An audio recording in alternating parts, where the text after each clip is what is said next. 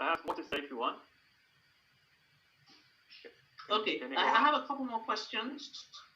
I have Okay, a couple more questions, so maybe you can go into that later. But basically, what you've spoken about now is about unlocking potential for the small, fragile SMEs, and looking at generating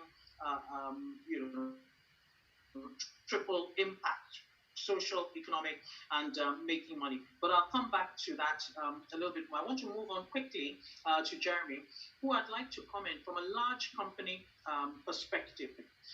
Basically, you had spoken before about what you were doing with colleagues, clients, and you summarized that. But I'd like to know what measures can be instituted to ensure business continuity for SMEs in Africa. And if you could briefly touch on ways in which ABSA is specifically providing support to the most affected, because you had spoken before about big companies. So business continuity for SMEs and how ABSA is able to put in place structures to support these SMEs to remain in business. Thanks, Jeremy. Thank you. I think the first thing is that the pandemic has, in some senses, forced businesses to rethink their fundamental roles and their fundamental models.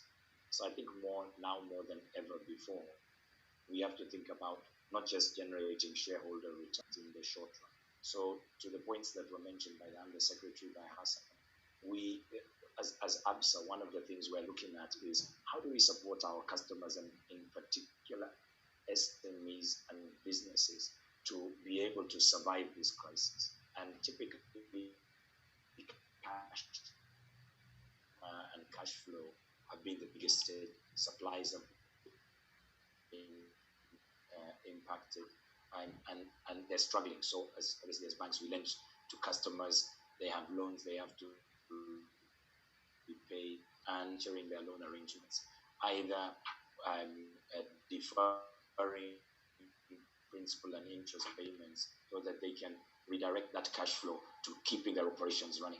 The second area is giving them investment to be able to turn their operations if they are refocusing. So, for example, we're seeing companies producing ventilators, companies producing masks, changing their production lines. They may need cash and cash flow to fund. I think large companies who have typically had longer time to develop BCP and disaster recovery kind of procedures can work with us and do skills transfers around what you need to as we are going through this kind of crisis. We've worked with our customers in terms of developing frameworks of things we need to think about. We are also running free webinars with our customers around certain things. So, for example, we're running one in the next couple of days, which talks about how do you change your business model? What is a business continuity plan? How do I maximize my cash flows? Which areas can I look at? How do I manage my cost base to survive through this process? So I think there's a skills transfer area on that side.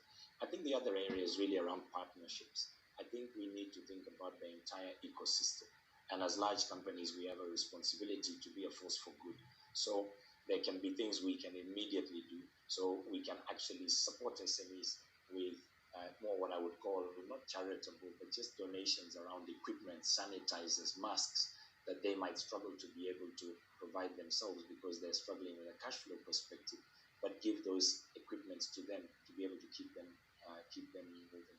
Now, when we look at what we've done very specifically, we've got over 30,000 customers that we've done in terms of retail and SME customers that have been given either restructuring, loan moratoriums, loan holidays to give them that break. We also look at our responsibility as being working with our suppliers. One of the decisions that we made as an organization here in Kenya is to speed up paying our invoices to these SMEs faster. So for smaller amounts, less than $10,000, we want to pay them within 7 days. We don't want to kick it out to 60, 90 days, which may be the typical terms. For all other invoices, we want to pay them within 14 days. I think when we work